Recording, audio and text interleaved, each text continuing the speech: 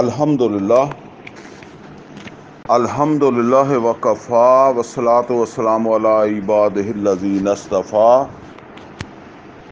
خصوصاً علی افضلہم وخاتم النبیین محمد الامین وعلی آلہ واصحابہ اجمعین۔ اعوذ باللہ من الشیطان الرجیم، بسم اللہ الرحمن الرحیم۔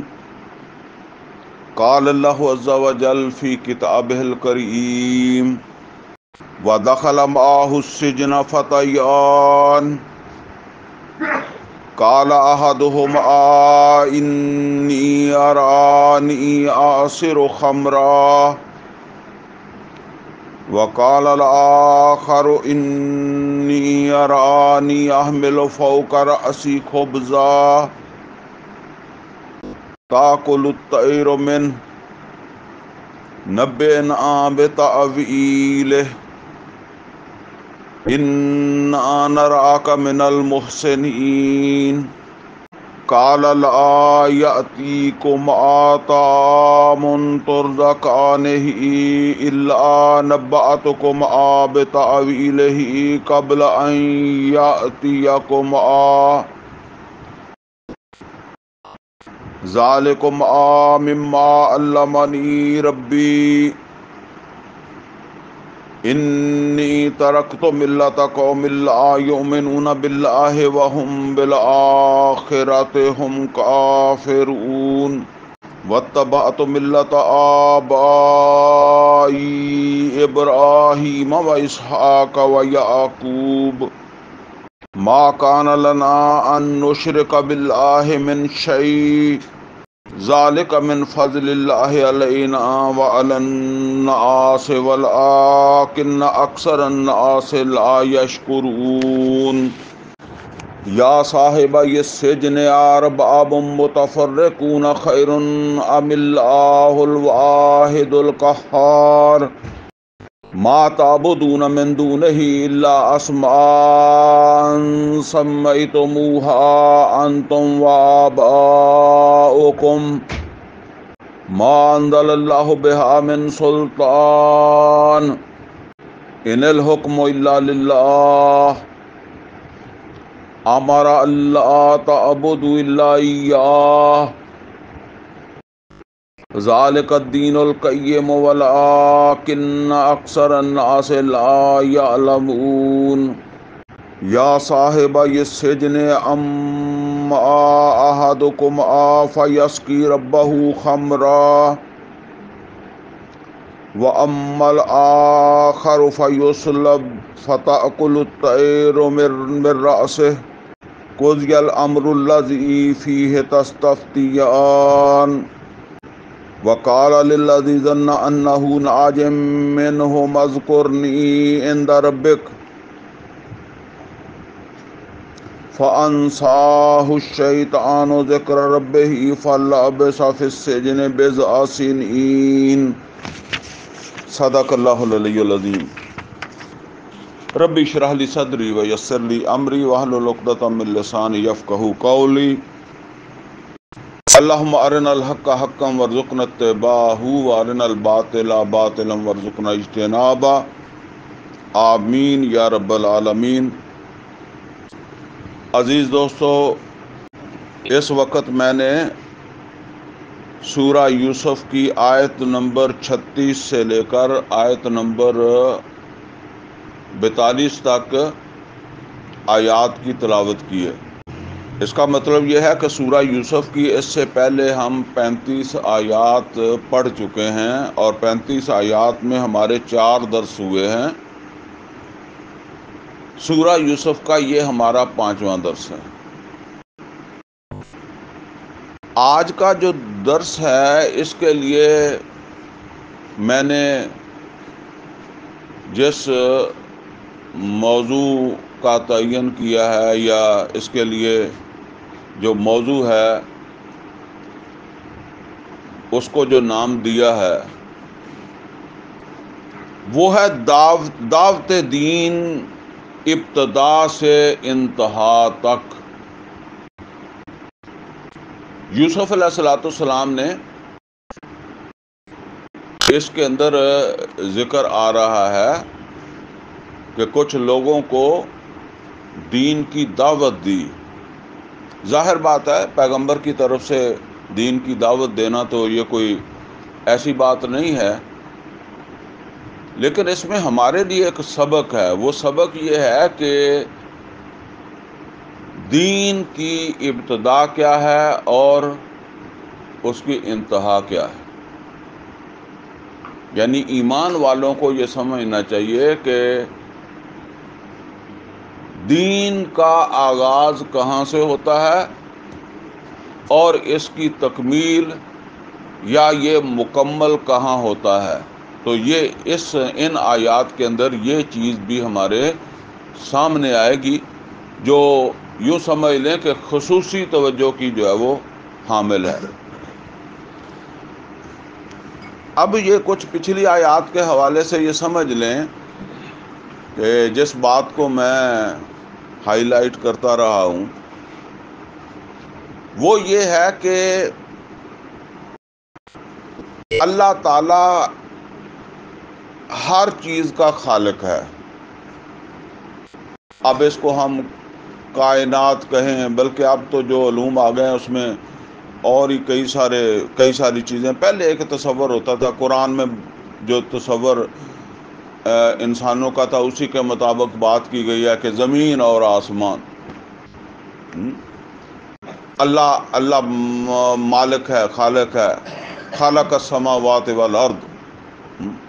تو جتنا کچھ انسان کو نظر آتا ہے یا وہ سمجھتا ہے اسی اعتبار سے بات، مطلب یہ ہے کہ اس میں ہر چیز آ گئی ہے.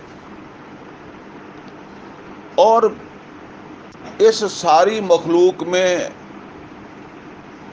اسی اللہ کا منصوبہ جاری و ساری ہے.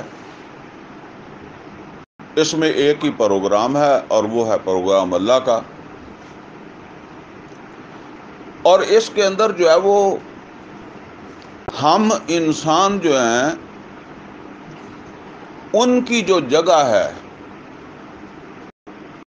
یا ان کی جو حیثیت ہے یا ان کی جو ذمہ داری ہے وہ یہ ہے کہ اللہ تعالیٰ نے جو عقل، سمجھ، آنکھیں، کان، دل و دماغ عطا کیے ہیں، اور پھر اللہ تعالیٰ کی طرف سے جو ہدایت آئی ہے پیغمبروں کے ذریعے سے. ایک تو پیغمبر خود بھی جو ہے وہ ہدایت دیتے ہیں، اور دوسرا اللہ تعالیٰ کی طرف سے بالکل خالص ہدایت، جس طرح یہ قرآن ہے اسی طرح تورات ہے. تو یہ جو ہے وہ جو ہدایت آئی ہے اس کی روشنی میں ہم اپنے جو ہے نا وہ مقصد تک پہنچنے کی کوشش کریں گے، اور وہ مقصد بھی آگے جا کر ذکر آ جائے گا. یعنی وہ جو دین کی انتہا ہے اس تک پہنچنے کی کوشش کریں گے. اب کبھی ہم کامیاب ہوں گے اور کبھی ہم ناکام ہوں گے. کامیابی جو ہے یا ناکامی جو ہے وہ اللہ کے فیصلے کے مطابق ہی ہے.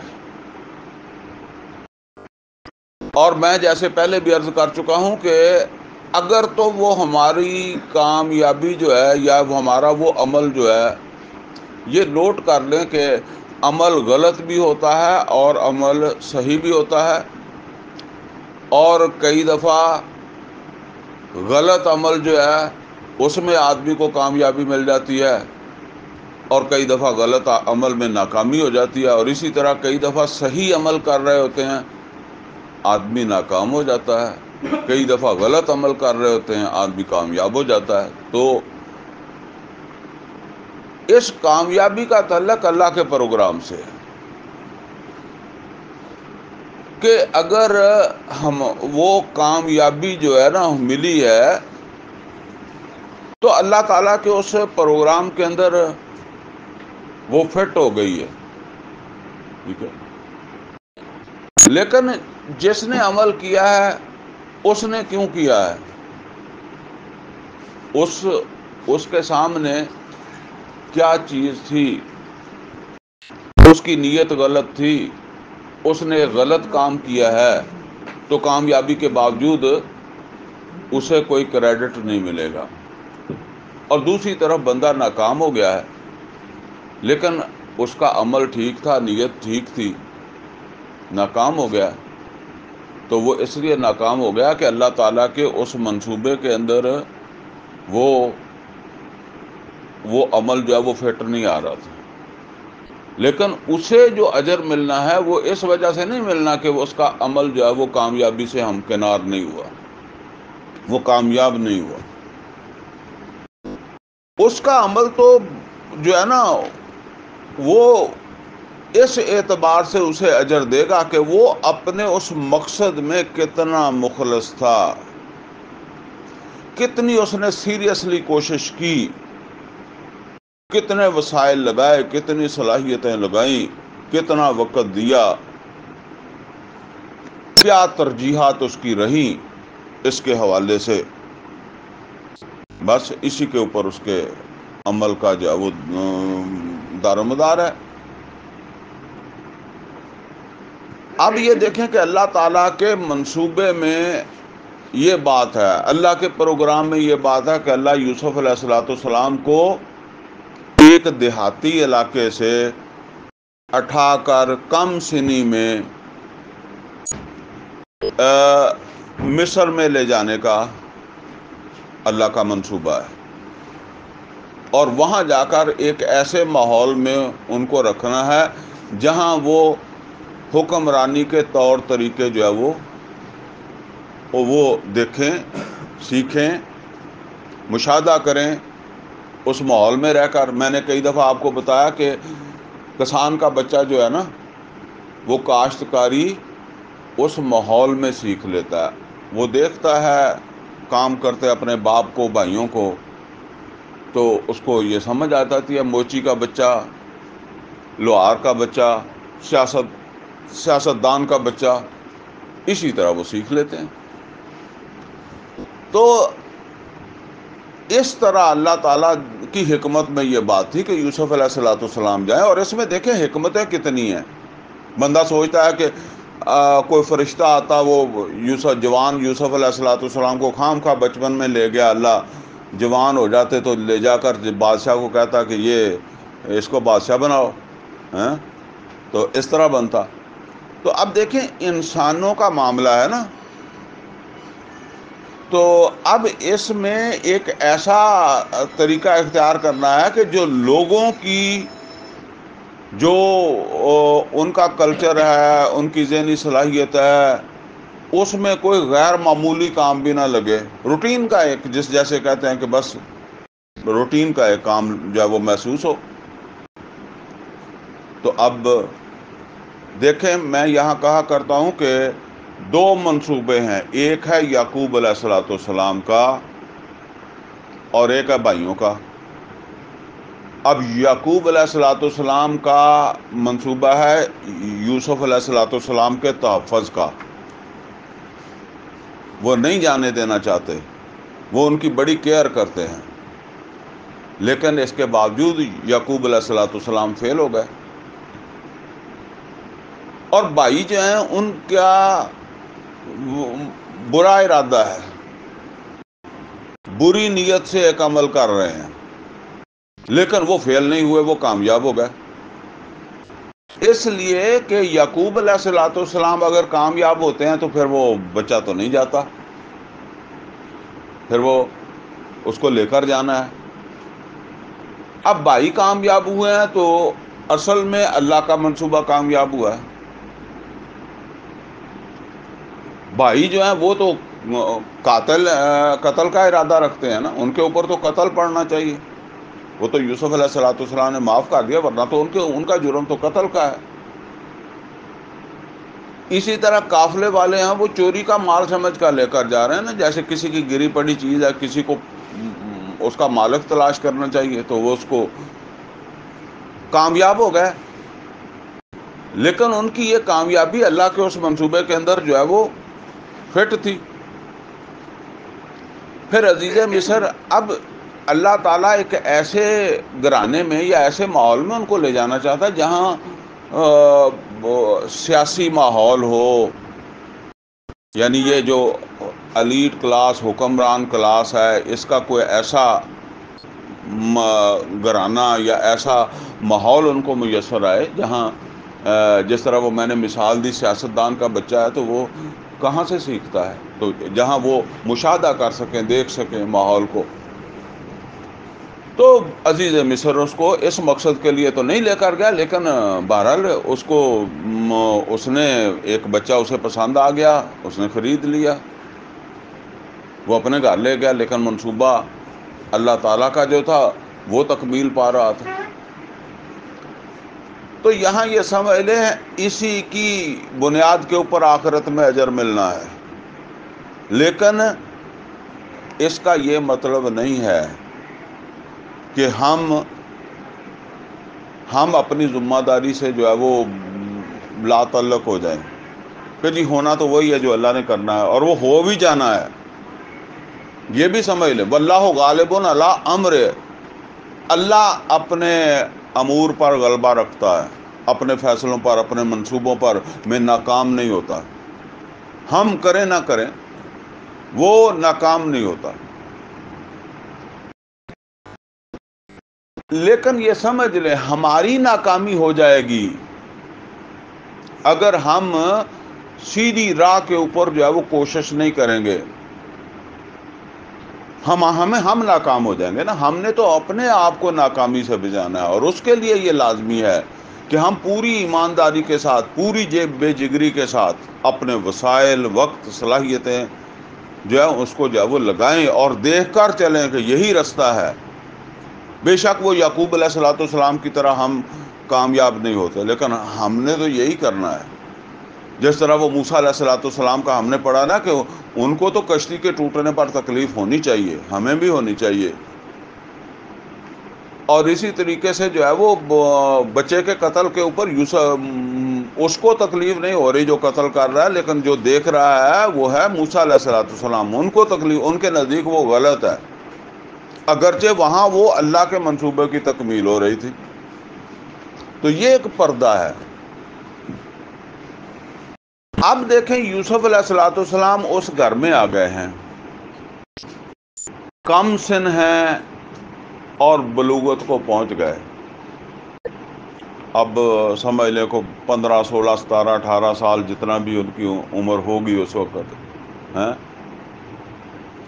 اب وہ عورت جو اس گھر میں تھی وہ ورگلانے لگی، یہ بھی ہم پڑھ چکے ہیں. اصل میں اب وقت آ گیا ہے کہ یوسف علیہ الصلوۃ والسلام کو وہاں سے نکالا جائے. تو بس یہ ایک بہانہ بن گیا. وہ عورت اور پھر وہ مزید عورتیں بھی اس کے اندر جو ہے وہ شامل ہو گئی، اور پھر یہ مسائل اس ماحول کے اندر پیدا ہونے لگ گئے. میں نے آپ کو بتایا تھا کہ اگر خدا نخواستہ کسی آدمی کی کسی گھر میں غلط نظر ہو تو وہ اس گلی کے گیڑے گھومتا ہے نا، چکر لگاتا ہے، تو اس کو اگر کوئی بہانہ ملے تو وہ اس گھر میں چلا جائے گا. کوئی اس گھر کا کوئی رہنے والا اس کا دوست بن جائے تو بہانے ماننے سے جائے گا. کوئی وہ دعوت دے دیں، کوئی ان کا بیمار ہو جائے تو خام خواہ تمتمارداری کرنے کے لیے چلا جائے گا. ٹھیک ہے نا. تو اب اس طرح وہاں بھی ہونے لگا ہوگا کہ عزیز مصر کے گھر میں رش رہنے لگ گیا ہوگا. تو اب انہوں نے یہ سوچا کہ بھئی یہ تو اب مسئلہ ہو گیا، بگڑ گیا ہے. تو اب اس کا حل یہ ہے کہ یوسف علیہ الصلوۃ والسلام کو کچھ دیر کے لیے کسی ایسی جگہ منتقل کر دیا جائے جہاں سے دوبارہ ان کا رابطہ نہ ہو سکے. دیکھیں نا، ہم کہتے ہیں کہ آنکھ ہو جل پہاڑ ہو جل. بچہ ہمارا دوسرے بچے کے ساتھ زیادہ بیٹھتا اٹھتا ہے اور ہاں اس میں خرابیاں پیدا ہو گئی ہیں، تو ہم عام طور پر کہتے ہیں کہ جی بچہ جو ہے نا اس کو اس کی مجلس سے ہٹانا ہے، دور کرنا ہے. بعض لوگ کہتے ہیں جی میں نے بچے کو یہاں سے سکول چھڑا کے، کالج چھڑا کے اسے لاہور ہاسٹل میں اس وجہ سے جو ہے نا وہ جمع کروایا کہ یہاں اس کی سوسائٹی جو ہے نا یہ تبدیل ہو جائے. تو اب اسی طرح انہوں نے کہا کہ بھئی اس کو جیل بھیج دیں. اب یہاں سے بات اب آگے شروع ہو رہی ہے کہ یوسف علیہ السلام جب جیل میں گئے تو اتفاق سے ان کے ساتھ ہی کوئی 2 اور قیدی بھی جیل کے اندر جو ہے وہ چلے گئے. تو اب نئے ماحول میں آدمی جو ہے نا وہ پھر اجنبی ہوتا ہے نا، وہ جو وہاں کے لوگ ہوتے ہیں ان کی تو آپس میں انڈرسٹینڈنگ، ایک دوسرے کی جان پہچان، دوستیاں بنی ہوئی ہوتی ہیں. تو جو اجنبی ہوتا ہے، نیا گیا ہوتا ہے، پھر وہ اکیلا بیٹھا ہوتا ہے، تو اگر کوئی دوسرا بھی اس طرح اکیلا ہے تو وہ ایک قرب بن جاتا ہے کہ دوستی بن جاتی ہے.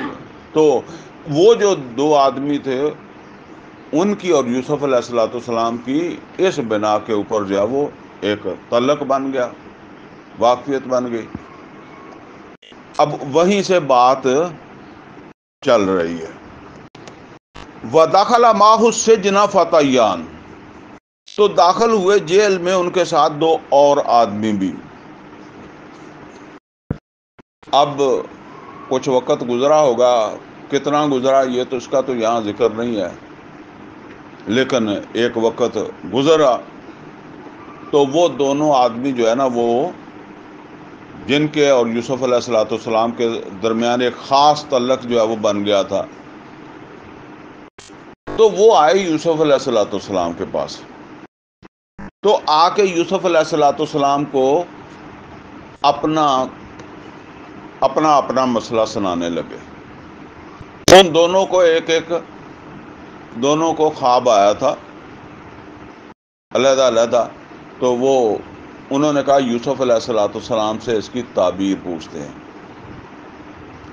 قال احدہما، تو ان میں سے ایک کہنے لگا انی ارانی اعصر خمرا، میں دیکھ رہا ہوں، یعنی میں خواب میں دیکھ رہا ہوں کہ میں شراب تیار کر رہا ہوں. اب یہ ایک جو ان میں تھا وہ اس بادشاہ کی جو بھی اس کا خوراک وغیرہ کے حوالے سے اس کی ذمہ داریاں تھیں. یہ بڑے لوگوں کی، بادشاہوں کا اس طرح نہیں ہوتا نا، ان کو دیکھنا بھی پڑتا ہے کسی نے زہر ہی نہ ڈال دیا ہو، کوئی اور اس طرح کا معاملہ. سارے معاملات جو کھانے پینے کے حوالے سے، وہ ایسے نہیں کھاتے آپ جو مرضی دے دیں تو وہ کھا لیں گے. تو اس کو پہلے سیکورٹی کے معاملات ہوتے ہیں نا، کوئی دشمن نے کچھ اس میں ایسا کام ہی نہ کیا ہو. تو کوئی اس سے کوتاہی ہوئی تھی جس کی وجہ سے پھر اسے جیل ہوئی. تو وہ کہتا ہے کہ میں خواب میں دیکھ رہا ہوں کہ میں شراب تیار کر رہا ہوں. وقال الآخر، اور دوسرا کہنے لگا انی ارانی احمل فوق راسی خبزہ، میں خواب میں یہ دیکھ رہا ہوں کہ میرے سر کے اوپر جو ہے وہ روٹیاں ہیں، کسی ٹوکری میں سمجھ لیں یا جیسے بھی ہیں، روٹیاں میرے سر کے اوپر ہیں. تاکل الطیر منہ، جس میں سے پرندے جو ہے نا وہ کھا رہے ہیں. مطلب یہ ہے کہ اب آپ تصور کر سکتے ہیں نا، اوپر سر پہ رکھ کے کوئی بندہ جا رہا ہے تو کوئی کوے، کوئی چیلے، کوئی اس طرح اوپر سے نوچ نوچ کے کھا رہے ہیں. نبے نہ بے تعویل، بتا دیں آپ ہم کو ان کی تعویل، یعنی ان خوابوں کی تعبیر یا تعویل کیا ہے، یہ آپ ہمیں بتا دیں. انا نراک من المحسنین، ہم آپ سے کیوں پوچھ رہے ہیں؟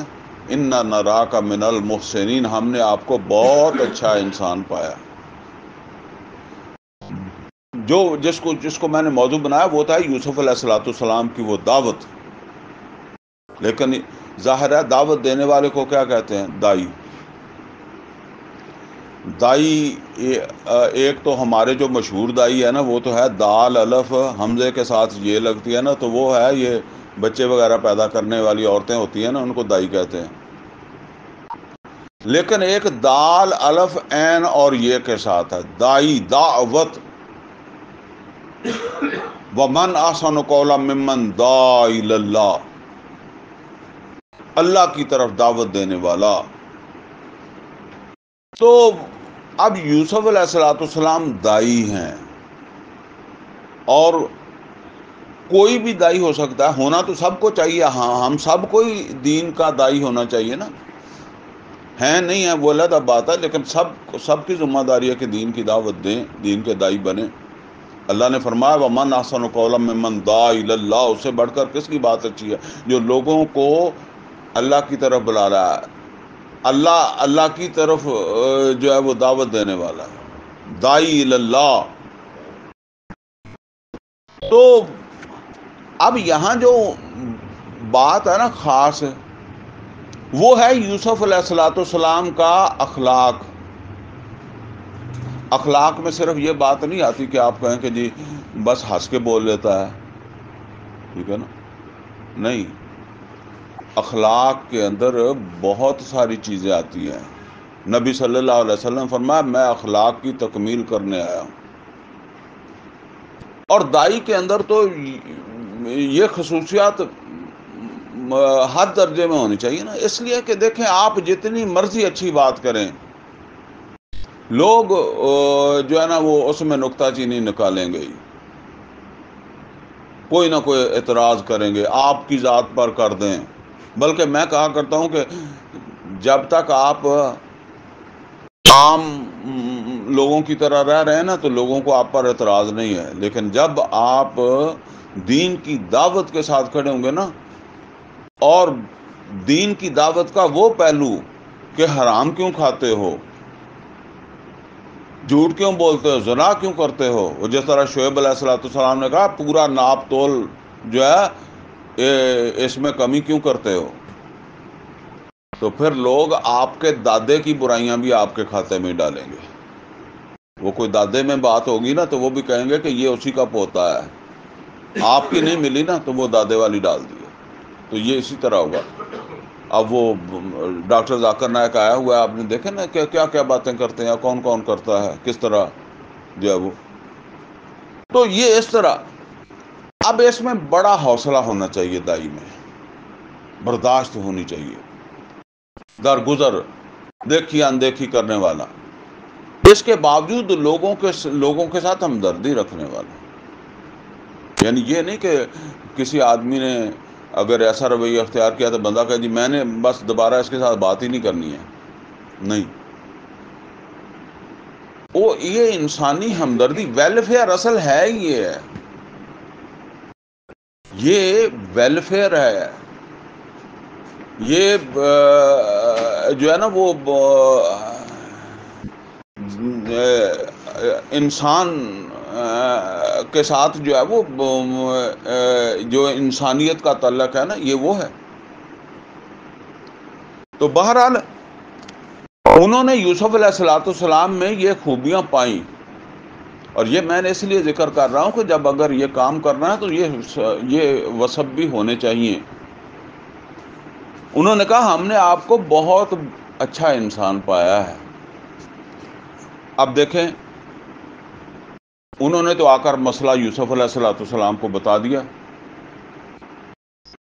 اب یوسف علیہ السلام ان کی وہ بات جو ہے نا، یا ان کے جو خواب ہیں ان کی تعبیر ان کو بتانا چاہتے ہیں، لیکن یوسف علیہ السلام کا مشاہدہ یہ ہے کہ یہ جو اس وقت میرے سامنے اپنا مسئلہ لے کر آئے ہیں نا، اس سے زیادہ اہم ان کا اور بھی ایشو ہے، اور جس کی طرف ان کی توجہ نہیں ہے یا ان کو شعور نہیں ہے۔ اس کو ایک مثال سے سمجھ لیں، مثال کے طور پر ایک آدمی ہے، اس کو کھانسی ہو گئی ہے، نزلہ ہو گیا ہے، تو وہ جاتا ہے ڈاکٹر کے پاس، اسے جا کے کہتا ہے جی مجھے کھانسی ہے، مجھے نزلہ ہے، یہ ہے وہ ہے۔ وہ ڈاکٹر جو ہے نا وہ اس کا معائنہ کرتا ہے، اس کو کہتا منہ کھولو، اس میں بیٹریاں مارتا ہے، اور وہ کہتا ہے کہ تجھے تو گلے کا کینسر ہے۔ اب وہ کس مسئلے کے لیے آیا تھا؟ وہ تو آیا تھا کھانسی کے لیے، وہ آیا تھا نزلے کے لیے۔ اب اس سے بڑا ایک مسئلہ نظر آ گیا نا ڈاکٹر کو۔ یہ کس کو نظر آیا؟ یہ ڈاکٹر کو نظر آیا۔ تو اب ڈاکٹر جو ہے اس کی وہ ترجیح کیا ہوگی کہ میں اس کے اس مسئلے کا علاج کر دوں. کھانگ کھانسی تو اس کو خود بھی ٹھیک ہو جانی ہے, وہ آپ کئی دفعہ جاتے ہی نہیں ہیں, خود ہی کچھ وقت کے بعد ٹھیک ہو جاتی ہے, ٹھیک ہے نا. یہ ہے پرابلم. بلکہ وہ خود بھی جب اسے شعور آ جائے گا نا تو پھر وہ خود بھی کہے گا کہ میری کھانسی کو چھوڑو, اس کا کچھ کرو, کیونکہ یہ تو میں ویسے ہی جا رہا ہوں. تو اسی طرح سمجھ لیں کہ یوسف اب یہ کس کو پتا, یہ ڈاکٹر کو پتا. یوسف علیہ الصلوۃ والسلام دیکھتے ہیں کہ یہ کوئی اتنا بڑا ان کا مسئلہ نہیں ہے, اس سے بھی بڑا مسئلہ ہے. لہذا وہ ان کو وہ بات سنانا چاہتے ہیں, یا ان کو اس پریشانی یا تکلیف یا ان کی ویلفیئر کے اعتبار سے وہ جو ان کا بڑا پرابلم ہے اس کو حل کرنا چاہتے ہیں, بڑی مشکل سے ان کو نکالنا چاہتے ہیں.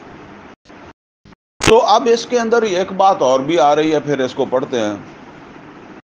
دیکھیں, بعض اوقات یہ ہوتا ہے کہ آپ کسی کے پاس آئے, میرے پاس چلو آ گئے.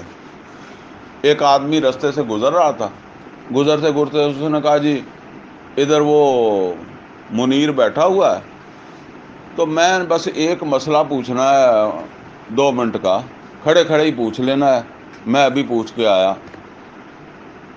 اچھا, وہ آیا پوچھنے کے لیے, اس نے پوچھا تو میں نے اسے بازو سے پکڑ کے بٹھا لیا.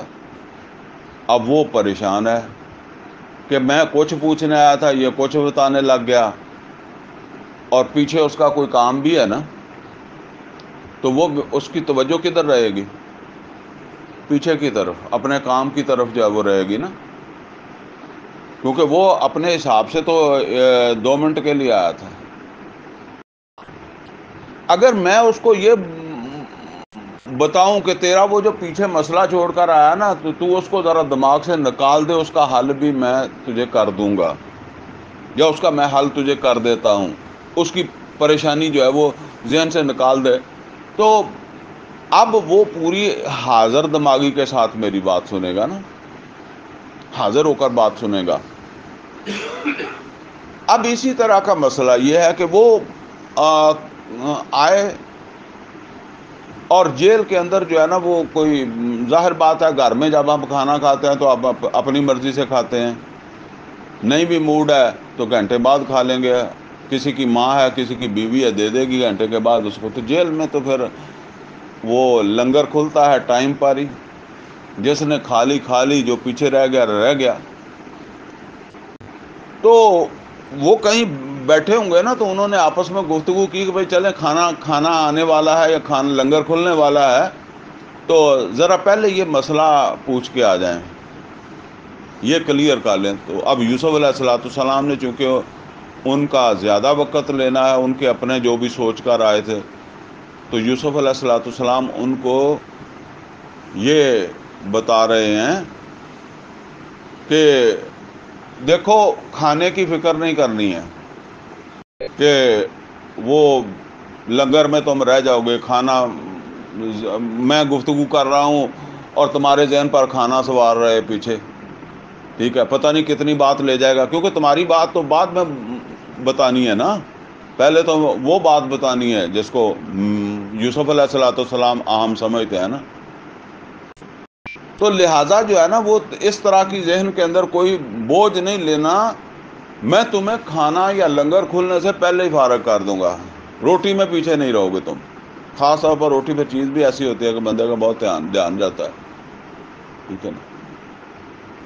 تو اب یوسف علیہ الصلوۃ والسلام ان سے کہنے لگے, قالا لا یأتیکما طعام ترزقانہ الا نبأتکما بتأویلہ قبل ان یأتیکما,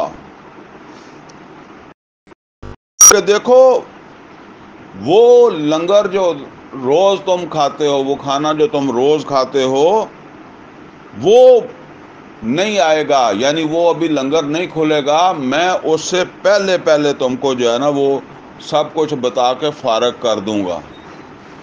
یعنی میں تمہاری جو بات تم نے پوچھی ہے اس کے بجائے میں کسی اور بات سے شروع کر رہا ہوں نا, تو پریشان نہیں ہونا, تمہاری بات بھی بتاؤں گا اور بتا دوں گا یہ سب کچھ وہ کھانا جو ہے وہ شروع ہونے سے پہلے پہلے.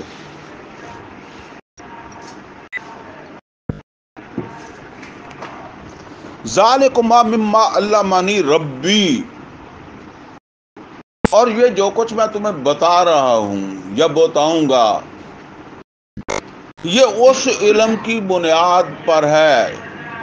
یعنی یہ میری جو گفتگو ہے اس کی بنیاد وہ علم ہے جو میرے رب نے مجھ کو دیا ہے.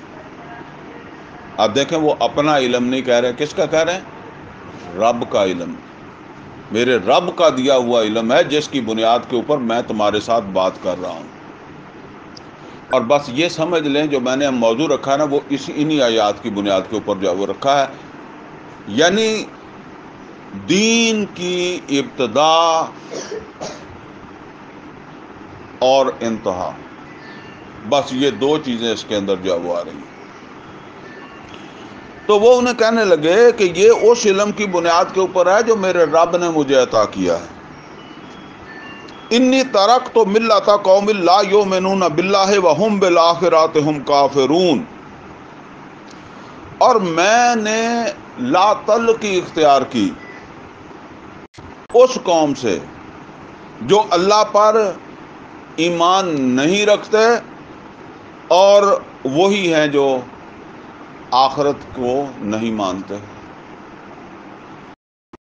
اب اس کا مطلب کیا ہے؟ اس کا مطلب یہ ہے کہ یوسف علیہ السلام کم سنی میں ایک ایسے ماحول میں آئے ہیں جو مشرکانہ ماحول ہے، اور یہ بالکل مکے کا مشابہ ہی ہے. سورت بھی مکہ میں ہی نازل ہو رہی ہے، یہ بھی سمجھ لیں. سورہ یوسف مکہ میں نازل ہو رہی ہے. مکے والوں نے سوال کیا تھا نا، وہ شروع کے درس کے اندر یہ بات آ چکی ہے. تو بالکل اسی طرح کا ماحول ہے. بت یہ بھی بنا کر پوج رہے ہیں. تو اسی میں پرورش کس کی ہو رہی ہے؟ یوسف علیہ السلام کی. تو یوسف علیہ السلام ان کو یہ بتا رہے ہیں. ویسے تو شاید وہ یہ سمجھتے ہوں گے، اگر وہ اتنا قرب انہیں نہیں ہے تو وہ سمجھتے ہوں گے کہ بھئی اسی معاشرے کا ایک بندہ ہے، معاشرے میں اچھے برے لوگ ہوتے ہیں. تو وہ ان کو بتا رہے ہیں کہ میں اسی معاشرے میں ہوں، اسی معاشرے میں میری پرورش ہوئی ہے، لیکن میں نے جو ہے نا وہ اس معاشرے کے اندر جو دین جاری ہے یا جو مذہب جاری ہے، جو عقائد ہیں لوگوں کے، میں یہ عقائد نہیں رکھتا، میرا یہ دین نہیں ہے، میں اس سے لا تعلق ہوں. پرورش ضرور میری یہاں ہوئی ہے لیکن میں اس سے لا تعلق ہوں. واتبعت ملۃ آبائی ابراہیم و اسحاق و یعقوب، اور میں تو اتباع کرتا ہوں صرف اس دین کی جو میرے آبا ابراہیم، اسحاق علیہ السلام اور یعقوب علیہ السلام کا ہے. اب یہ دیکھیں، ایک بات یہ ہوتی ہے، انداز یہ ہوتا ہے کہ یوسف علیہ السلام ان کو یہ کہتے کہ تم لوگ اصل میں مشرک ہو، تم لوگ بتوں کو پوجنے والے ہو، اور میرا تم سے کوئی تعلق نہیں. یہ زیادہ سخت بات لگتی ہے نا. تو اس کی بجائے انہوں نے بات اس انداز سے جو ہے وہ کر دی کہ میں اس قوم، ان لوگوں، یعنی تمہاری نہیں، وہ ایک مجموعی طور پر بات انہوں نے کر دی کہ وہ بے شک اس ملک میں ہوں یا کسی ملک میں بھی ہوں، جو شرک کرنے والے ہیں، اللہ کے علاوہ دوسروں کو رب ماننے والے ہیں، میں ان کے راستے کے اوپر چلنے والا نہیں ہوں، میں ان سے لا تعلق ہوں. میرا اپنا راستہ ہے، اور میرا اپنا بھی راستہ کون سا ہے وہ تو شروع میں بھی بتا دیا کہ یہ علم مجھے میرے رب نے جو ہے وہ عطا کیا ہے. اور اسی رب کے پیغمبر ہیں ابراہیم علیہ السلام اور اسحاق علیہ السلام اور یعقوب علیہ السلام جو میرے باپ دادا ہیں. میں یہاں رہنے کے باوجود، اس ماحول میں رہنے کے باوجود، میرا دین وہی ہے جو جس دین پر میرے باپ دادا تھے، وما کانا لنا ان نشرک باللہ من شیء، اور ہمارے لیے تو یہ روائی نہیں ہے کہ ہم اللہ کے ساتھ کسی چیز کو شریک ٹھہرائیں، اللہ کے ساتھ شرک کریں۔ یہ ہمارے جیسے ہم کہتے ہیں نا کہ یہ ہماری روایت ہی نہیں ہے۔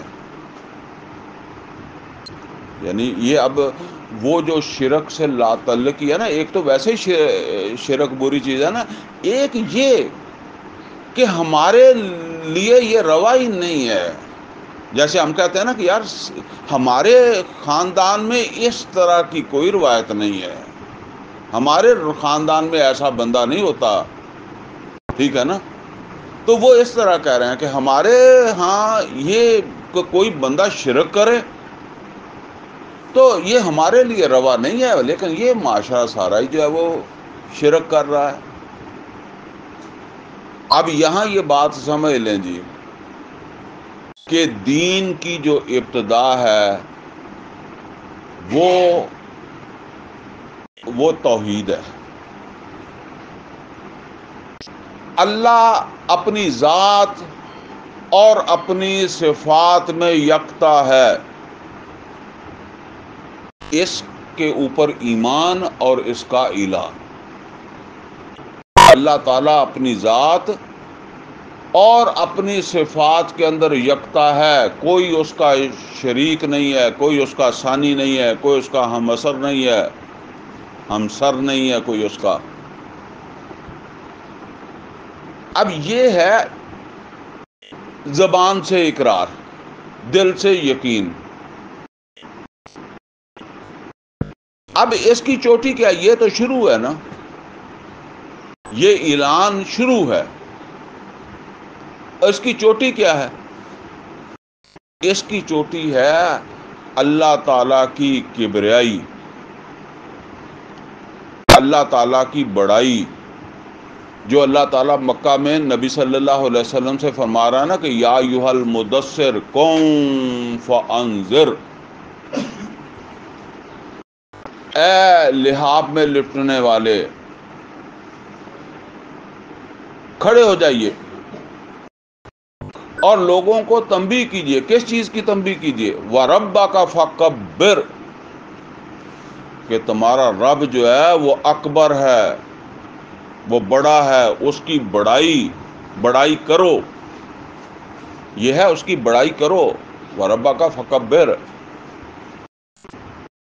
میں کئی دفعہ آپ کو یہ سمجھا چکا ہوں کہ دیکھیں بڑائی کرو، عام طور پر ہمارے لوگ یہی سمجھتے ہیں کہ جی بس ہم نے تو کہہ دیا اللہ اکبر۔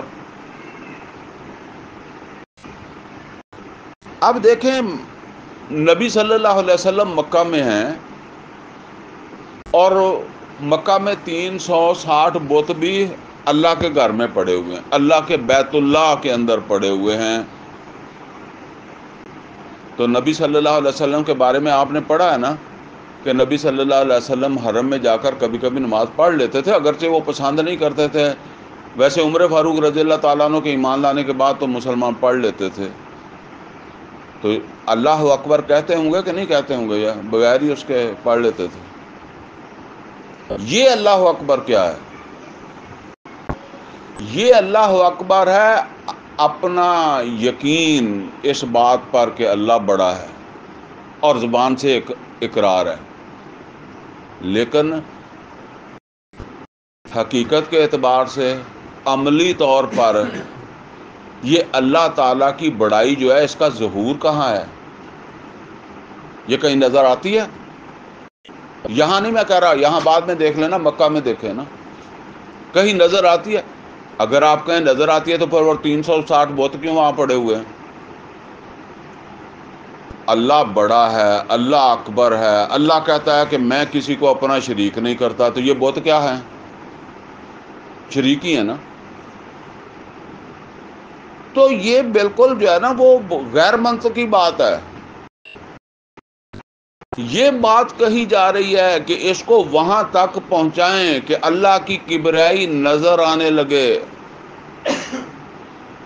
اللہ تعالیٰ کی بڑائی کا ظہور ہو،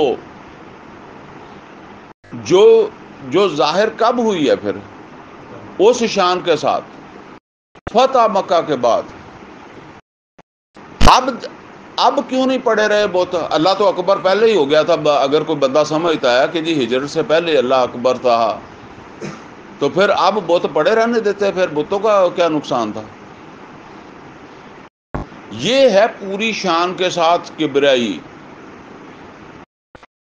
اور اس کے درمیان میں آپ کی نماز بھی آ گئی، روزہ بھی آ گیا، آپ کے معاشرتی معاملات بھی آ گئے، آپ کے معاشی معاملات بھی آ گئے، وہ باقی سب کچھ اس کے اندر. یہ ہے ابتدا اور وہ ہے انتہا. یوسف علیہ الصلوۃ والسلام کی اس دعوت میں دو ہی باتیں ان کو سکھا رہے ہیں، سمجھا رہے ہیں.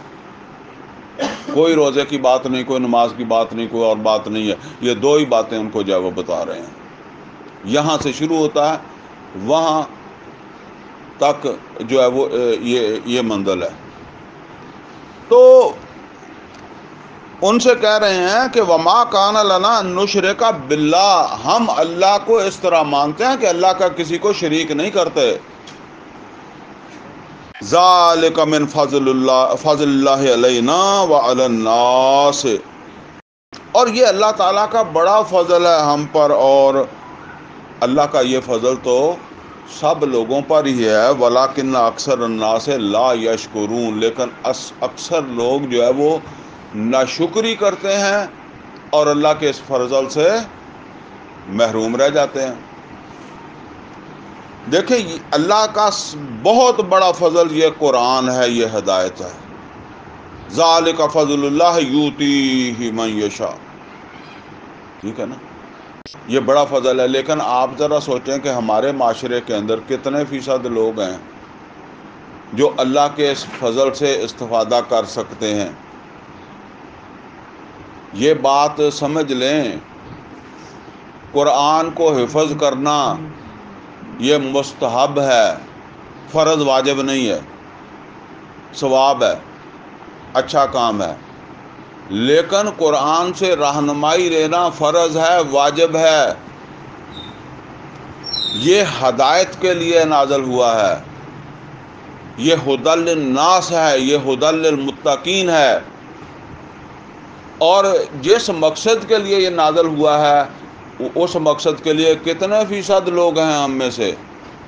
100 میں سے کتنے ہوں گے یا 1000 میں سے کتنے ہوں گے جو اس قرآن کو واقعتاً اس مقصد کے لیے جو ہے وہ پڑھتے ہوں گے، سمجھتے ہوں گے؟ ظاہر ہے پڑھنے کا مطلب جو ہے وہ نرا پڑھنا نہیں، وہ عربوں کا پڑھنا تو پڑھنا بھی پڑھنا ہی تھا کیونکہ ان کو سمجھ آتی تھی. ہمارا پڑھنا تو پھر ہمیں اس کے ساتھ یہ بتانا پڑتا ہے کہ سمجھ کر پڑھنا، ٹھیک ہے نا.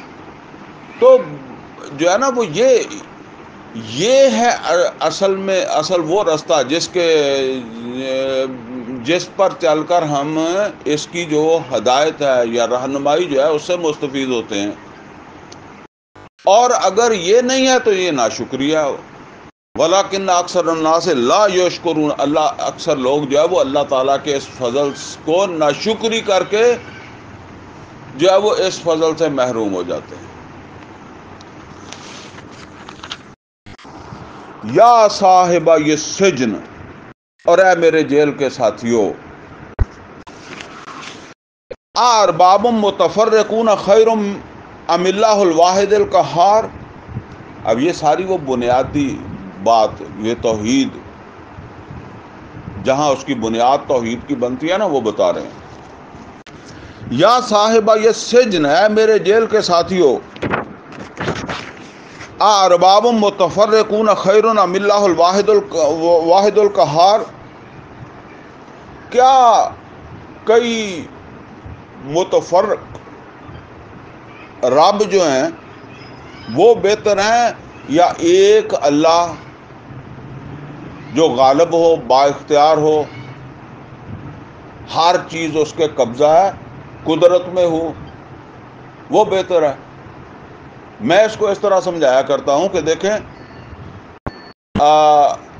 یہ کئی دفاتر ہوتے ہیں نا، تو دفاتر کے اندر ایک تو بڑے آفیسر ہوتے ہیں، مثال کے طور پر کوئی اے سی ہے، ڈی سی ہے، تو اس کو تو 3-4 ملازم ویسے ملے ہوتے ہیں، جس کو مرضی کام کہہ دے، لیکن ایک اس کا عملہ ہوتا ہے، کوئی کلرک ہے، کوئی ٹائپسٹ ہے، کوئی اور ہے، اس طرح کو 5-7 بندے جو ہے نا وہ بیٹھے ہوئے ہیں، ان کو بالعموم جو ہے نا وہ ایک پی این ملا ہوتا ہے۔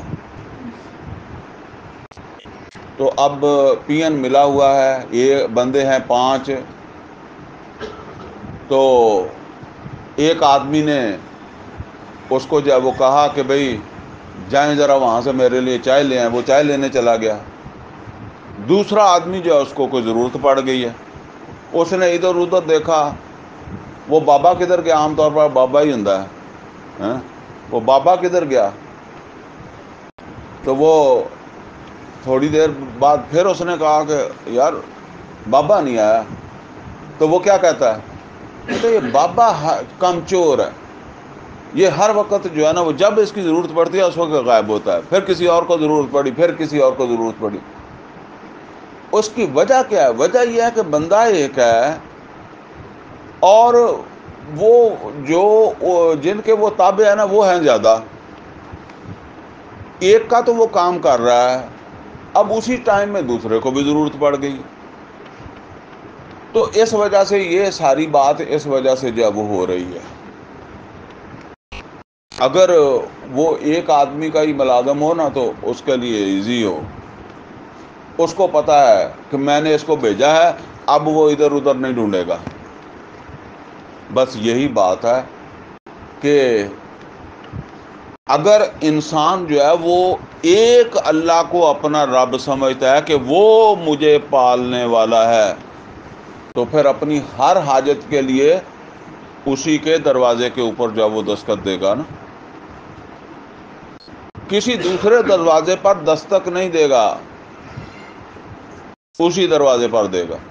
تو ظاہر بات ہے کہ اگر کسی کا عقیدہ یہ ہے، نظریہ یہ ہے کہ متفرق ارباب ہیں، جس طرح یہ جو بت پڑے ہوئے تھے، تو یہ سارے بتوں کا کوئی نہ کوئی وہ وصف قرار دیتے تھے نا، مثال کے طور پر یہاں سے بیٹا ملتا ہے، یہاں سے روزی ملتی ہے، یہاں سے شفا ملتی ہے، اسی کے اوپر قیاس کر لیں تو پھر علیحدہ علیحدہ رابطے کرنے پڑیں گے۔ تو یہ بات یوسف علیہ الصلوۃ والسلام کہہ رہے ہیں کہ ارباب متفرقون، یہ جو متفرق رب جو ہے وہ بنے ہوئے ہیں اس معاشرے میں، یہ بہتر ہیں یا ایک اللہ واحد القہار، جو ایک ہی دروازہ ہے نا جہاں تمہیں دستک دینی پڑے گی؟ اور پھر یہ بات بھی ہے کہ وہ غالب بھی ہے، وہ اختیار بھی رکھتا ہے، کوئی چیز ایسی نہیں ہے جو اس کے اختیار میں نہ ہو، اور جن کو تم مانتے ہو یہ بے اختیار ہیں۔ ما تعبدون من دونہ الا، اب ان کی طرف آئے ہیں وہ بات، یہ تو اس طرح سمجھا رہے تھے نا ان کو، اب ان کو کہہ رہے ہیں ما تعبدون من دونہ الا اسماء سمیتموها انتم وآباؤکم ما انزل اللہ بہا من سلطان، تم جن کی غلامی میں ہو، جن کی تم عبدیت میں ہو، جن کو تم معبود مانتے ہو، جن کی تم عبادت کرتے ہو، یہ تو صرف نام ہے، حقیقت نہیں ہے، نام ہے۔ یہ چند نام ہیں جو تم نے رکھ لیے یا تمہارے باپ دادا نے رکھ لیے۔ کوئی ایسا ہی ہوتا ہے نا کہ پچھلے زمانے میں نہیں تھے، کوئی نیا شامل ہو گیا اس کے اندر، آگے کوئی اور شامل ہو گیا، تو کچھ تمہارے باپ دادا نے رکھے ہوئے تھے اور کچھ جو ہے وہ تم نے رکھ لیے، بنا لیے۔ ما انزل اللہ بہا من سلطان، جس کے لیے اللہ نے کوئی دلیل نازل نہیں کی۔ مطلب یہ ہے کہ ٹھیک ہے اللہ اگر کسی کو شریک کرتا ہے تو ہمیں کیا اعتراض ہے، لیکن اللہ اپنی کتاب میں بتا دے کہ میں نے فلاں کو اپنا شریک بنا لیا، ہمیں کیا اعتراض ہے؟ اللہ بے شک 50 کو بنا لے شریک، ٹھیک ہے نا، یہ اس کا اختیار ہے۔ لیکن وہ کہتا ہے میں شریک کرتا ہی نہیں۔ سورہ کہف کی آخری آیت ہے نا، اس کے اندر آیا نا، کل اے نبی صلی اللہ علیہ وسلم کہہ دیں انما انا بشر مثلکم یوحا الیہ، اے نبی صلی اللہ علیہ وسلم ان سے کہہ دیں کہ میں بھی تمہاری طرح ایک انسان ہوں، یوحا الیہ، میری طرف وحی نازل ہوتی ہے، اور اس وحی کا لب لباب کیا ہے؟ انما الہکم الہ واحد، تمہارا معبود بس واحد ہے۔ قل انما انا بشر مثلکم یوحا الی انما الہکم الہ واحد فمن کان یرجو لقاء ربہ فلیعمل عملا صالحا۔ تو جس کو بھی اس بات کا یقین ہے نا کہ اس نے اپنے رب کی طرف مڑنا ہے تو فلیعمل عملا صالحا، تو پھر وہ اچھے کام کر لے۔ اب دیکھیں یہاں بھی اللہ بتا رہا ہے نا کہ جس کو اس بات کا یقین ہے کہ اس نے میرے پاس آنا ہے تو وہ کسی اور پر بھروسہ نہ کرے کہ وہاں سے سفارش مل جائے گی، وہاں سے ایسے ہو جائے گا۔ فَلْيَعْمَلْ عَمَلًا صَالِحًا، تو اس کو تو پھر چاہیے کہ وہ اچھے کام کر لے، اور اس کے اچھے کام جو ہے نا وہ کیسے ہونا چاہیے؟ فَلْيَعْمَلْ عَمَلًا صَالِحًا وَلَا يُشْرِكْ بِعِبَادَةِ رَبِّهِ أَحَدًا، کہ اس نے یہ جو ابدیت کی زندگی گزاری ہے نا، مجھے یہ عبادت کو اوائڈ اس لیے کرنا پڑتا ہے کہ ہم عبادت جو ہے وہ نماز روزے کو سمجھنے لگ جاتے ہیں نا۔ میں کئی دفعہ سمجھاتا ہوں کہ دیکھیں نبی صلی اللہ علیہ وسلم کی پیدائش سے پہلے بھی عبد ہوتا تھا، وہ عبد کیا عبادت کرتا تھا؟ عبد کا عمل عبادت ہے نا، جیسے آپ کہتے ہیں مزدور کا عمل مزدوری ہے۔ آپ کہیں جی یہاں تو مزدور جو ہے وہ اس طرح کام کرتا ہے، امریکہ میں مزدور کیسے کرتا ہے؟ تو وہ وہاں کی مزدوری ہے۔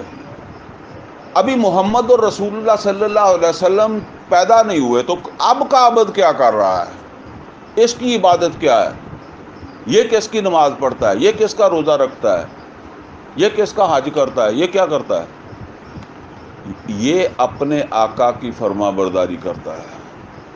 وہ کہتا ہے میرے اونٹ چراؤ، میری بکریاں چراؤ، دودھ دو، یہ کرو وہ کرو، چارہ کاٹ کے لاؤ، یہ ہے عبادت اس کی۔ اور محمد اور رسول اللہ صلی اللہ علیہ وسلم نے تو یہ بتایا نا کہ تم سب یا ایمان والے سب اللہ کے عبد ہیں۔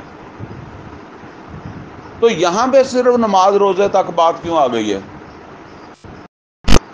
یہاں یہ اللہ کے عبد ہونے کا مطلب کہاں سے نکل آیا کہ جی صرف نماز روزہ ہے یا یہ عبادت ہے؟ پوری زندگی اس کی مرضی کے مطابق گزارنی ہے، اس کا نام عبادت ہے۔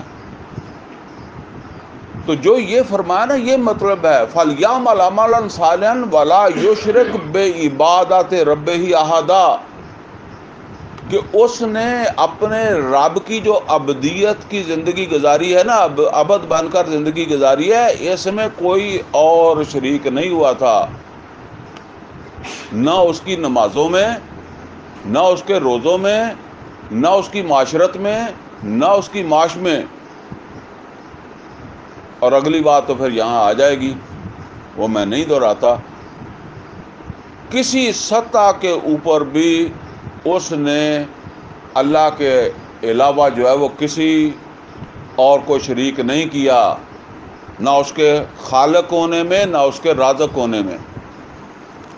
ما انزل اللہ بہا من سلطان۔ اچھا اب آگے کیا ہے؟ اب آگے چوٹی بتا دی ہے، یعنی بنیاد بتانے کے بعد یوسف علیہ السلام چوٹی بتا رہے ہیں۔ چوٹی کیا؟ ان الحکم الا للہ، اللہ کے سوا کوئی حاکم نہیں ہے، وہی احکم الحاکمین ہے، الیس اللہ باحکم الحاکمین۔ وہ اپنی حکمرانی میں کسی کو شریک نہیں کرتا۔ سورہ بنی اسرائیل کی آخری آیت میں فرمایا نا قل الحمد للہ الذی لم یتخذ ولدا ولم یکن لہ شریک فی الملک۔ اب دیکھیں سب سے زیادہ جو بندے کو ناک میں دھواں دیتا ہے وہ بیٹا ہوتا ہے، اولاد ہوتی ہے، ٹھیک ہے نا. وہ میں کہا کرتا ہوں کہ جو بندہ لمبی زندگی کا ہو جائے تو انہوں کہتا میرا ایسا رکھ، تیرا ایسا کتوں آیا کہتا ابا تو نہیں مرنا تو میرا ایسا تو دے، یعنی تیرا ایسا آیا کتوں مرے گا تو تیرا ایسا بننا ہے نا، وراثت تو پھر ہی بننی ہے. تو جیندے کون لے لینا، دھکا کر لینا. اللہ فرماندا میں جمن ہی نہیں دیتا، ایسا کام کیتا ہی نہیں کہ کوئی جڑا میرے واسطے آکڑے. لم یتخذ ولدا ولم یکن لہ شریک فی الملک. تو جدوں میرا پتر نہیں تو کون شریک ہو سکتا آ کے میری حکمرانی دے وچ؟ کوئی شریک نہیں. ولم یکن لہ شریک فی الملک، اس کی بادشاہی، اس کی حکومت، اس کی حاکمیت، اس میں کوئی اس کا شریک نہیں ہے. ان الحکم الا للہ امر اللہ تعبد الا ایاہ. اور اس کا یہ امر ہے کہ اس کے سوا کسی کی عبدیت اختیار نہ کرو. میں یہاں عبادت نہیں کہتا، جان بوجھ کر نہیں کہتا. کسی کی عبدیت اختیار نہ کرو، نہ نماز روزے میں، نہ اپنی معاشرت میں، نہ اپنی معاش میں، اور نہ اپنی سیاست میں. کسی کو دخل کی اجازت نہیں ہے. اس کے حکم کو جو ہے وہ نیچے کر کے، اس کے حکم کو نظر انداز کر کے اپنی بات چلانے کا کسی کو اختیار نہیں ہے. ان الحکم الا للہ. اب آپ اس کو اپنے معاشرے کے اوپر جو ہے وہ لاگو کر لیں، ٹھیک ہے نا. اگر واقعہ یہ ہے کہ اللہ یہاں اکبر ہے تو پھر سود کیوں چل رہا ہے؟ پھر بے حیائی کیوں ہے؟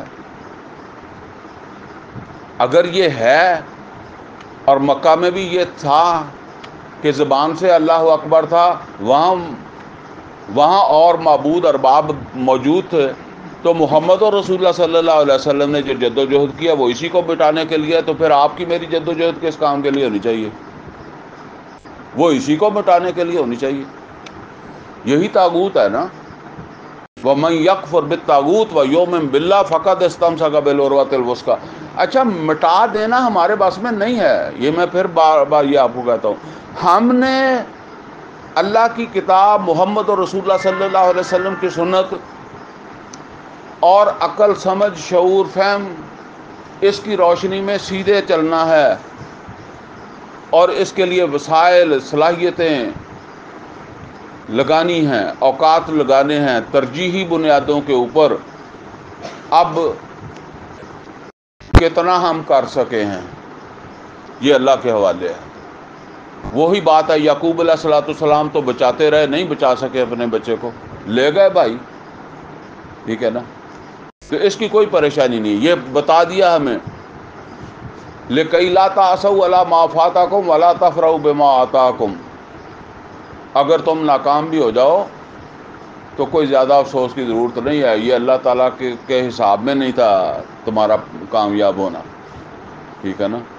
لیکن تم یہ دیکھنا کہ تم نے کام صحیح کیا تھا. اور اسی طریقے سے اگر تمہیں کامیابی بھی ہو گئی ہے تو ہو سکتا ہے کامیابی تمہاری نیت خراب ہو، یا تم نے اس اعتبار سے کام نہیں کیا، لیکن وہ اللہ تعالیٰ کے حساب میں اس کو کامیاب ہونا تھا. جیسے وہ یوسف علیہ السلام کے بھائیوں کو کامیاب ہونا تھا، وہ ہو گئے کامیاب. تو تم بھی اسی حساب سے کامیاب ہو گئے، تو تم خوش ہو رہے ہو کہ اللہ ہم سے راضی ہو جائے گا، ٹھیک ہے. تو یہ تمہاری کامیابی بھی لازماً یہ نہیں ہے کہ تم یہ سمجھو کہ اللہ راضی ہو جائے گا کامیابی سے. یہ دیکھو کہ تم نے جو کام کیا تھا وہ تم نے اخلاص کے ساتھ کیا، روشنی میں کیا، ہدایت کے کو پیش نظر رکھ کے کیا ہے نا. تو پھر تو امید رکھی جا سکتی ہے نا. تو فرمایا کہ ان الحکم الا للہ امر اللہ تعبد الا ایاہ ذالک دین القیم ولکن اکثر الناس لا یعلمون. یہی قائم رہنے والا دین ہے، یہی باقی رہنے والا دین ہے. باقی مٹ جائیں گے، باقیوں کی کو کوئی وزن نہیں ہے، کوئی حقیقت نہیں ہے. یہ چند روزہ فرعون بھی ہو گیا، نمرود بھی ہو گیا، کوئی بھی ہو گیا. وہ جو نبی صلی اللہ علیہ وسلم نے فرمایا کہ قیامت سے پہلے کل رگو ارضی کے اوپر اللہ کے دین کو غالب ہونا ہے. اور میں تو اس میں یہی سمجھتا ہوں کہ یہ 1400 صدیوں سے اسی طرح ہی چلا آ رہا ہے نا، تو اس میں بھی اللہ تعالیٰ کی حکمت ہے کہ ایک ہی دفعہ غالب ہونا ہے اور وہ پوری زمین پر ہونا ہے. ٹھیک ہے، اس کا وقت جب آئے گا اور وہ قیامت سے پہلے ہی ہونا ہے. ٹھیک ہے نا. باقی ہر بندہ اپنا اپنا ٹیسٹ دے رہا ہے. یوسف علیہ السلام کے بھائی بھی دے گئے، وہ قافلے والے بھی دے گئے، ہم بھی صبح شام دے رہے ہیں. ذالک دین القیم ولکن اکثر الناس لا یعلمون، لیکن اکثر لوگ اس بات کو جانتے نہیں ہیں، یہ علم نہیں رکھتے. اب یہ اپنی وہ مکمل دعوت دے دی ہے، یعنی توحید بنیاد سے چوٹی تک بتا دی ہے کہ بنیاد یہ ہے کہ اللہ تعالیٰ کی ذات، اللہ تعالیٰ کی صفات میں کوئی شریک نہیں ہے، وہ یکتا ہے. اور اس کی حکمرانی یا اس کی کبریائی، اس کی بڑائی میں بھی اس کا کوئی شریک نہیں ہے، وہ اکیلا ہی ہے. اس کے حکم کو کوئی چیلنج نہیں کرنے والا، کوئی ایسا نہیں ہے جو اس میں حصے دار ہو، اس کا شرک وہ برداشت نہیں کرتا. ولا یشرک فی حکمہ احد، اگر کہیں شرک ہو رہا ہے تو پھر ایمان والوں کی ذمہ داری ہے کہ اس شرک کو ختم کریں، جس طرح محمد رسول اللہ صلی اللہ علیہ وسلم نے ختم کیا. اب ان کو ان کے خوابوں کا جواب بھی دے رہے ہیں یوسف علیہ السلام اپنی بات کر کے. یا صاحبہ یہ سجن، اے میرے جیل کے ساتھیوں، اما احدکما فیسقی ربہ خمرا، اور جو تم میں سے ایک ہے وہ تو اپنے، یہاں دیکھیں ربہ، وہ اپنے بادشاہ کو رب مانتے تھے نا، یا رب کہتے تھے، تو اس کے لیے بھی استعمال ہوتا ہے، وہی لفظ یہاں استعمال ہوا. ایک تو تم میں سے جا کر اپنے رب کو شراب پلائے گا، یعنی اپنے وہ بادشاہ کو. ٹھیک ہے نا، یہاں بادشاہ کو رب کہا گیا، اس لیے میں نے وہ رب بھی ترجمہ کیا. اس کی خدمت پر جا کر مامور ہو جائے گا، وہ جو اس کا ملازم ہے نا وہاں کا، تو وہ اپنی ملازمت پر بحال ہو جائے گا. وَأَمَّا الْآخَرُ، اور وہ جو دوسرا ہے جس کے سارے جو کہتا تھا روٹیاں کھا رہے ہیں وہ پرندے، فَيُصْلَبُ، وہ سولی چڑھ جائے گا. فَتَأْكُلُ الطَّيْرُ مِن رَأْسِهِ، تو پرندے کھائیں گے اس کے سر میں سے. وہ کوئی اس طرح کی بات ہوگی نا، جیسے سولیوں پر تو لٹکا ہی دیتے تھے، تو پھر اتارتے نہیں ہوں گے، وہ کوے چیلیں گرجیں وہ پھر ظاہر ہے اوپر سے ہی شروع کرتی ہوں گی نا. تو انہوں نے کہا کہ پھر وہ جو ہے نا وہ اس کا دماغ کھائیں گے وہ جانور پرندے، تو وہ سولی چڑھے گا. تو قُضِیَ الْأَمْرُ الَّذِی فِیہ تَسْتَفْتِیَانِ، فیصلہ ہو گیا جو تم نے پوچھا تھا، جو پوچھا گیا تھا اس کا فیصلہ، یعنی یہی دو باتیں تم نے پوچھی تھی نا، تو میں نے تمہیں بتا دی. اچھا یہاں ایک بات بڑی اہم ہے، دیکھیں یوسف علیہ السلام کو معلوم بھی ہے کہ اس کو پھانسی ہو جائے گی، پھر بھی وہ اپنا پورا زور دے رہے ہیں، وہ توحید جس طرح ان کو سکھا رہے ہیں، سمجھا رہے ہیں. ٹھیک ہے نا، تو یہی سمجھ لیں، اس میں ایک سبق ہے. پاکستان جی تباہ ہو جانا ہے، اے بچنا ہی نہیں. تم اپنا کام کرتے جاؤ، بچنا یا نہیں بچنا، پہلے کون سا تم نے بچایا ہوا ہے. ٹھیک ہے نا، یا تمہارے کہنے سے تباہ ہو جائے گا، تمہارے کہنے سے بچ جائے گا. تم اپنا کام کر رہے ہو کہ نہیں کر رہے، بس یہ بات ہے. آرام سے سو، اگر اچھا کام آپ کر رہے ہیں، آپ اپنا فرض ادا کر رہے ہیں، آپ برائی کو روکنے کی کوشش کر رہے ہیں، آپ اس کے لیے جو کر سکتے ہیں وہ کر رہے ہیں، آپ کے وسائل لگ رہے ہیں، آپ کی صلاحیتیں لگ رہی ہیں، آپ کا وقت لگ رہا ہے.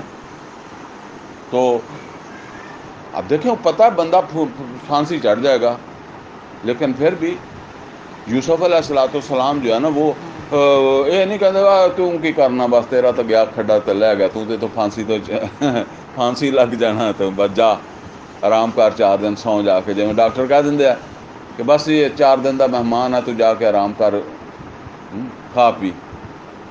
تو یہ بات ہے جی. اصل بات یہ ہے کہ معاشرہ تباہ ہو جائے گا.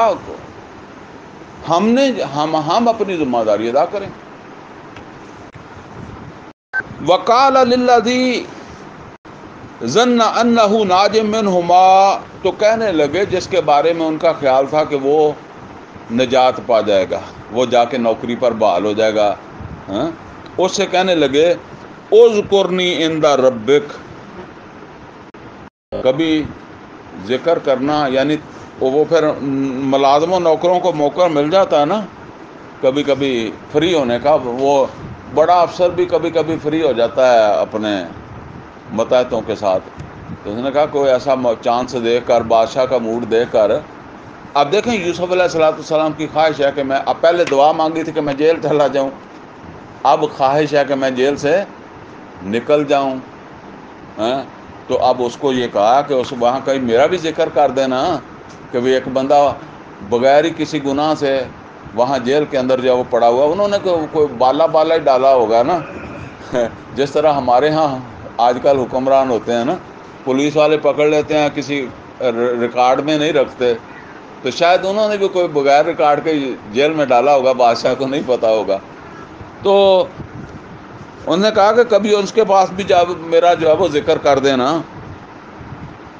فَأَنْسَاهُ الشَّيْطَانُ ذِكْرَ رَبِّهِ، تو بلا دیا شیطان نے کہ وہ ذکر کرتا اس کا آ کر اپنے وہ بادشاہ کے پاس.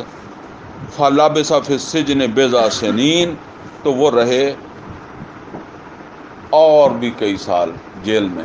یہ بضع کا لفظ جو ہے وہ عام طور پر 9 کے اوپر جو ہے وہ اطلاق ہوتا ہے. اچھا بعض لوگ یہاں آ کر یہ بھی کہتے ہیں، وہ کہتے ہیں جی اصل میں یہ بات اس وجہ سے ہوگی کہ یوسف علیہ السلام نے اللہ پر بھروسہ نہیں کیا تو وہ اس کو کہہ دیا کہ مجھے یہ بات ٹھیک نہیں ہے. ٹھیک ہے نا، اتنی توحید کی جو ہے وہ بات کرنے کے بعد نیچے یہ بات آنی تھی. اصل میں یہ ایسے ہی ہے جیسے ہم کسی، اور یہ شرک ہے ہی نہیں ہے. آپ کسی سے کوئی کام کہیں کہ یار میرا یہ پیغام فلاں کو پہنچا دینا، یا میرا کام یہ کر دیں، یہ کوئی شرک نہیں ہے. تو بس وہ اللہ کا اصل بات کیا ہے، یوسف علیہ السلام چاہتے ہیں کہ میں آزادی حاصل کر لوں، یہاں سے نکل جاؤں، لیکن ابھی اللہ کا پلان نہیں ہے. یہ بات یہ شروع سے چلی آ رہی ہے کہ کامیاب بھی تب ملنی ہے جب اللہ کا منصوبہ ہوا. تو یوسف علیہ السلام کا تو دل کرتا ہے میں نکل جاؤں، لیکن ابھی اللہ کا پلان نہیں ہے، اس میں وہ ابھی ان کا ابھی اور یہاں ان کو رہنا ہے. تو جب اللہ کا وہ پلان جو ہے اس میں وہ فٹ آتا ہوگا تو اللہ نکال لے گا، وہ آگے ذکر آ جائے گا پھر. تو بات بس اتنی ہے. اللہ تعالیٰ سے دعا ہے کہ اللہ ہمیں قرآن کا فہم عطا فرمائے، عمل کی توفیق عطا فرمائے. اقول قولی ھذا واستغفرہ لی ولکم ولسائر المسلمین والمسلمات.